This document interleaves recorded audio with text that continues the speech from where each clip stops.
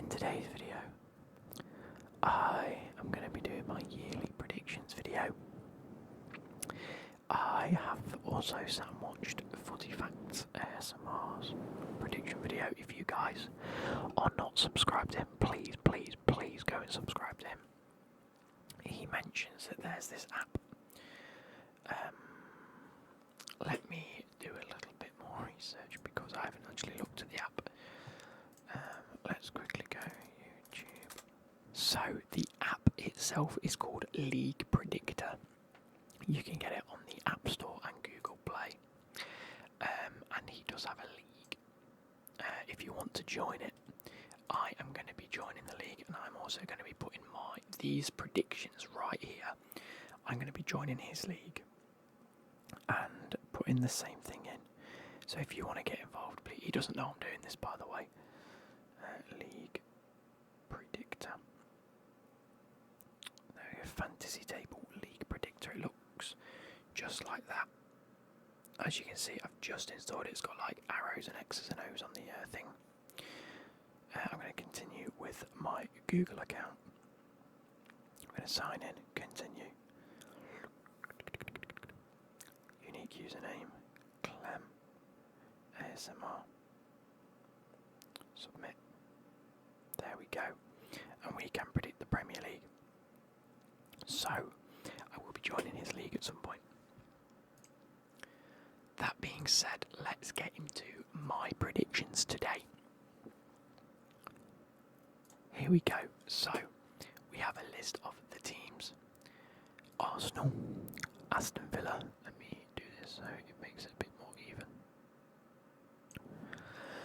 Arsenal, Aston Villa, Bournemouth, Brentford, Brighton, Chelsea, Crystal Palace, Everton, Fulham, Ipswich Town, Leicester City, Liverpool, Manchester City, Manchester United, Newcastle, Nottingham Forest, Southampton, Tottenham, West Ham, and Wolves.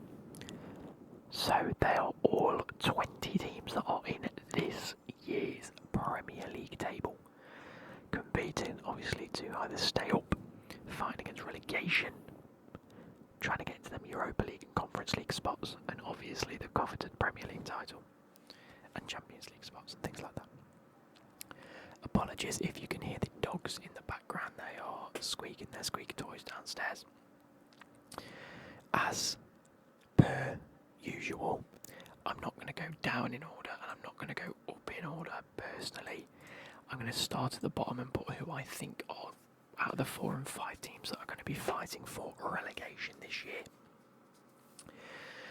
Again, teams may go ahead and sign some players in which their title chances will be improved. Just lower that a little bit. My phone's making my microphone go a bit crazy. Yeah, clubs may sign some players which alter their chances of survival or winning the league, things like that. Between now and the start of September, when the transfer window ends, but we will make our August prediction now. We will revisit this at some time in January and make another prediction given the first half of the season. And then we will also see where our points put us come January. And then we have the end of season based on the first prediction and the last prediction. For every correct decision we make in terms of your bang on, you get 3 points. If the team is 1 away, so say you put Leicester here and they do finish like here or here, you get 1 point. And if you are just outright wrong, you get no points. So this is how we're doing it on the channel. Obviously, I'm not entirely sure how the League Predictor works on the app itself. Haven't even done it yet. You guys saw me install it. I'm currently watching Celtic play Hibernian. And they're 2-0 up already. Celtic are just going to run the league, aren't they? That's going to happen, like they do every year. They're just bossing the whole game. I just don't think Hibs are going to get close. Anyway, without further ado, where are we going to start? Let's take a quick swig of the drink that I've got left. here, I'm going to try and consciously keep this whispered throughout the whole video. I think there are going to be a multitude of contenders for relegation this year. I think Southampton are going to struggle, having come up and really not strengthened their team so far. Leicester, exactly the same, brought in Steve Cooper. I personally like Steve Cooper, but I also don't think that he's going to be able to use that Leicester squad to the best of his abilities. And I don't think they're strengthened at all.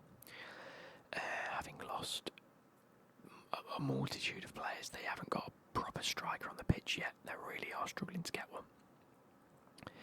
And I just think, oh, what a pass. Unlucky.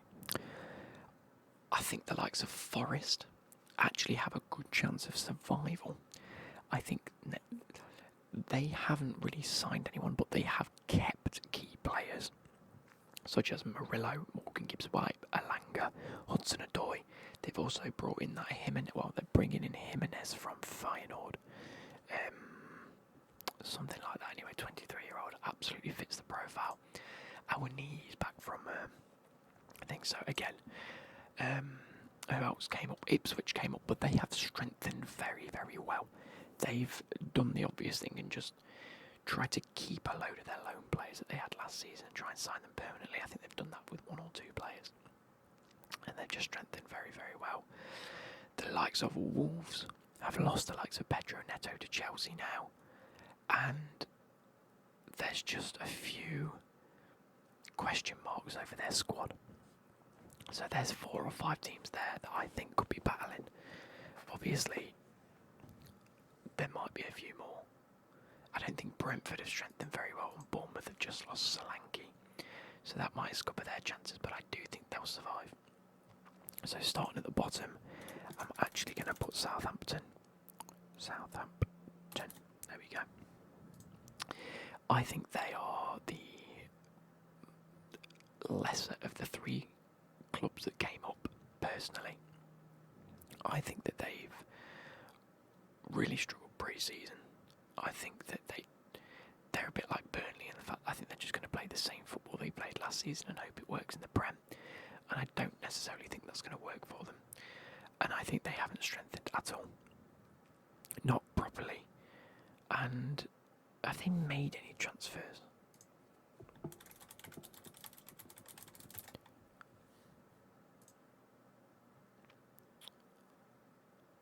Okay, they have. But I wouldn't necessarily say that they're fantastic. I mean, a 36-year-old Alan Lallot, they've made loads of transfers. They've lost Kaletakar, they've lost Paroud, and they've lost Lianco. Not the worst thing, they've lost Che Adams, Stuart Armstrong. They've brought in Harwood Billies, Flynn Downs, Brereton Diaz, Sugawara. I don't think that they're necessarily the best of improvements. I can't see anyone else here. Oh, they've all come back from loan. Yeah, I don't necessarily think they've made too many improvements. And along with them, Leicester City. I think, again, in a similar vein, they're going to struggle now that they've got back up to the Premier League. Exactly the same situation. I don't think they've strengthened in the areas as of yet, anyways, or when I'm making these predictions. So I'd be inclined to see how they are in sort of like January or the end of the season anyway. But I'm going to put them down there. And then last but not least, I'm actually going to put Wolves. That sounds ridiculous, I know. I just don't think I think they've sort of almost run out of steam. I know they had a lot of injuries last season and they didn't do too well. If they get the same injuries this season, they're going to really struggle. So that's what I'm going to do. I'm going to put Wolves, Leicester and Southampton to go down. I might end up punching myself in the face if this is wrong. So next, I'm going to put Ipswich Town. I think that they are strengthening very well. I absolutely rate McKenna. I think he's a fantastic, and I almost think that keeping McKenna is just as good as signing anyone for the Premier League. That's just my opinion. I think that keeping him as manager has absolutely worked wonders for Ipswich, and I think they can really push on and sort of fight to stay afloat, really. That's where I'm going with that.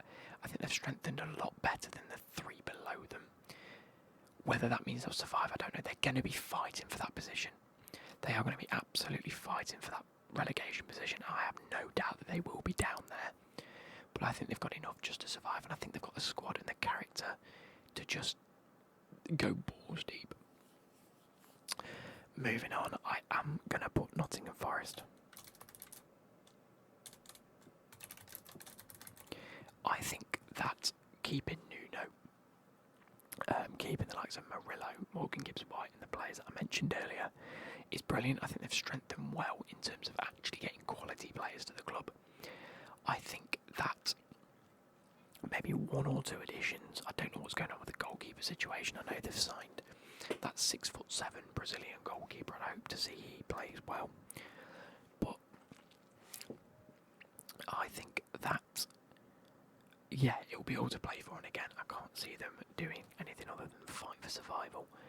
Maybe if they have a good run of games, it could be okay. I think I was having a look with someone at work the other day. Their first maybe 7 or 8 games, if we have a quick look, are all against those types of teams. If we have a look, we have first game Southampton.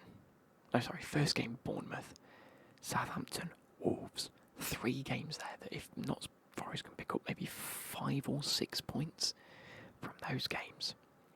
I think we could be onto an absolute great start to the season. Then we have Liverpool, tough game. Brighton, tough game. And we've got Fulham. You could pick up points at Fulham. Chelsea. Anyone can pick up points at Chelsea at the minute. Crystal Palace, Leicester, West Ham.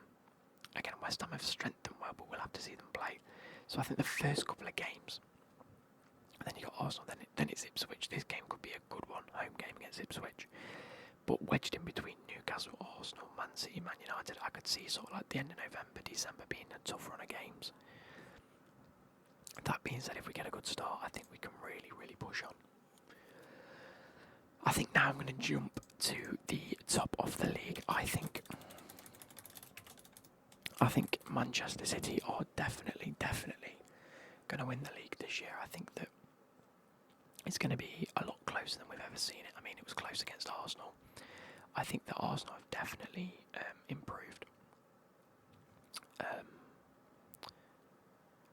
But I do think other teams around them have improved more than Man City have, so it's going to be very close. And then, of course, I'm going to put Arsenal second. I think we're going to see a repeat of last season in terms of those two fighting it out. Third place, this is stupidly controversial, but I think this is going to be the third team that will challenge for the title here. And I mean this. I think this team could potentially win the league if they fight for it long enough. And I can't believe I'm doing this. This is my boldest prediction. Aston Villa. I think they could have an absolute worldie of a season. Yes, they're in the Champions League. They were in Europe last year. In all honesty, I think they had a harder time last year than if they'd be in the Champions League now. I just think the games are a bit further away. I think the travel's a lot further. I think with the new... Are we into the new Champions League rules now?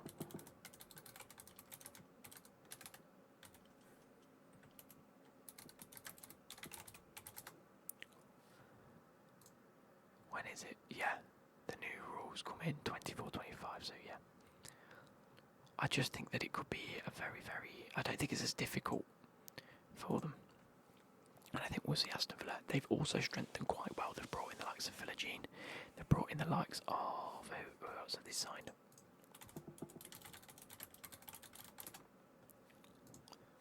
I had a look the other day. They've brought in Onana. That's the one position. And Maatsen.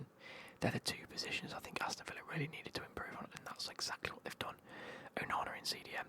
Ian Maatsen left back. Fantastic. The only other areas are right back. Obviously they lost Diaby for 60 mil, but they've improved that by buying Philogene and Illing Jr., two really young, fresh talents for half the price of Diaby. They've also signed Baronetja. Yeah, another backup CDM, fantastic. They've got Ross Barkley. I think that's a good bit of deal, to be honest. They've lost Douglas Luiz, which is why they needed to strengthen, and they've gone and signed Onana, which is fantastic. I think they could be in for a very, very good season. Fourth place. I am going to put Newcastle. I think if they can stay fit, if they can really, really stay fit and keep all their players playing, obviously Tonali is due back. And I think a lot of you are overlooking his quality still. I think he's going to slot straight back into being a Premier League player again. Absolutely fantastic. Isak up front looks absolutely terrifying. They've got Anthony Gordon. If they go ahead and sign someone like Noni Madueke or a right winger anyway, could be absolutely balling. The defence is great. Goalkeeper and Nick Pope's fantastic. Midfield fantastic. I think they could really push on. Next we have Manchester United. I think they're going to have a great season under Ten Hag now that they've got a few key signings. In fact, I'm going to put Liverpool first, then Man United. Between these two, obviously Liverpool with a brand new manager, but does fit straight into the philosophy in the squad. I think we could see Nuno actually play as an out-and-out striker, which is what he's been intended to play.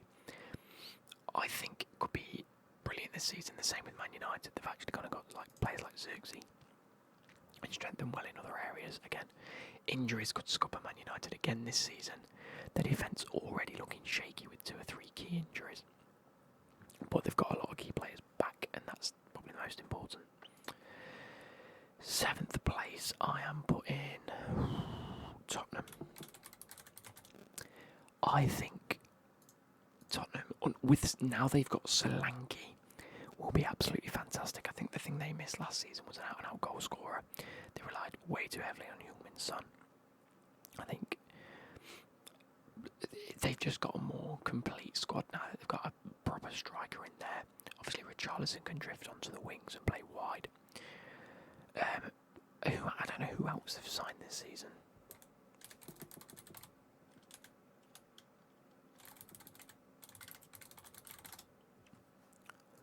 Who else have they signed? Archie Gray. That's a great sign of them. Solanke.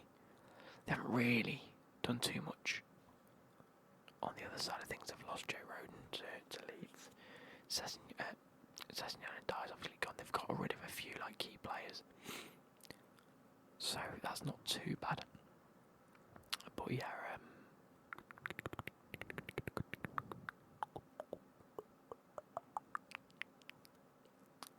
I think 1 or 2 more players in midfield, maybe, or Archie Gray's class anyway. Yeah, I think they could really push on. 8th place, I've got Chelsea. I also think we could finish 10th this season. I think we're going to have a horrible period under Enzo Maresca personally. I think that attackingly we look great and we're actually creating more chances and actually scoring more goals. I think Nicholas Jackson needs to get a real good foothold in this team. I've said it for about 6 months now. He got ripped to shreds for scoring, 14 or 15 in the league, which is no easy feat for a team that finished where we finished. And for the season that we had, that with Cole Palmer coming back into it, I mean, we've got a bunch of good players, we just have too many.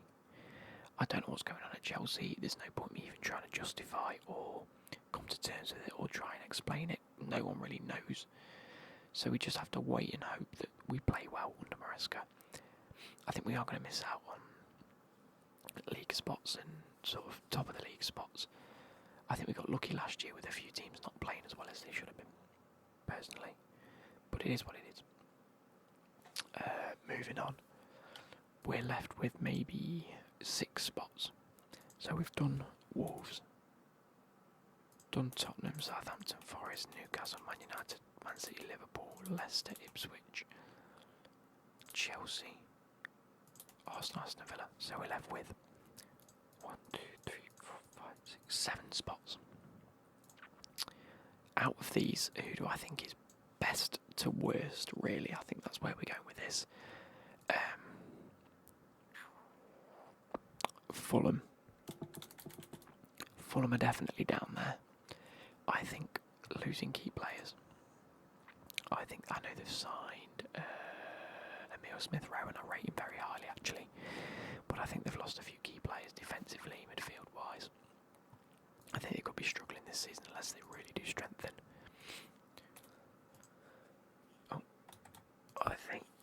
Leicester, by the way, might have a points deduction, which is why I think they're going to be down there regardless.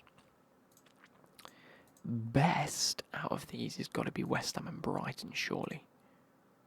Although Brighton's got a new manager now, and I don't know if they're going to perform as well as they should.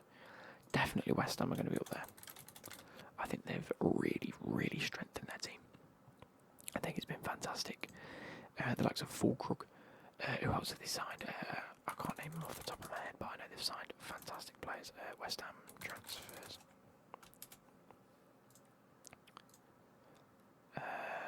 Max Kilman is a great little centre-back for them, and Todibo. Todibo's fantastic. Guido Rodriguez, brilliant on a free transfer as well, that's fantastic. Wilhelm and Fulkrug and Somerville, even better, that's fantastic bit of business. Flynn Downs obviously gone to Southampton, Ben Rama's gone, Kerr's gone, and Trott's gone. So they've made £44 million, spent 126. But that is a proper strengthening of the club. Could be fantastic. Which leaves these, I think, Crystal Palace keeping Elise and Eze.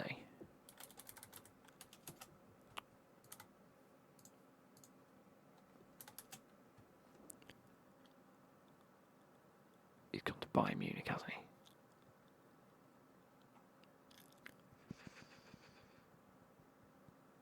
Who are they signing? Who are they signing to replace him? Ismail Assar. They've already signed Ismail Assar. That's a great bit of business anyway.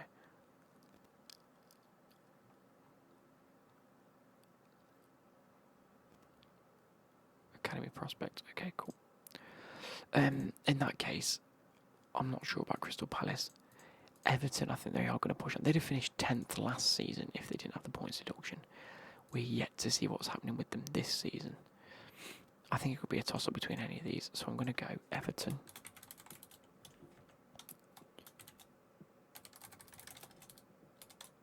Crystal Palace there. I think Brentford are going to be a little bit lower.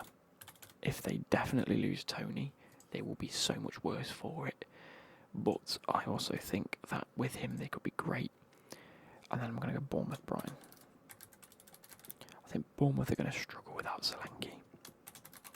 Brighton adopting the new system under a new manager could be tough, but again, mid-table. I think any of these could be difficult, and any of these could be in any of the 5 places. So that is it for today's teams. What am I doing here? Yeah, this is it for today. I hope you guys have enjoyed. I'm actually going to go like this. I hope you guys have enjoyed this. I'm going to input this prediction. If you think that my predictions are wrong or you've got anything different, please leave yours down below. And expect an FPL video. An FPL video coming up on Wednesday, and then on Friday we are going to be reviewing some more kits. So look forward to them 2 uploads. I hope you guys have enjoyed, and I'll catch you later. Goodbye.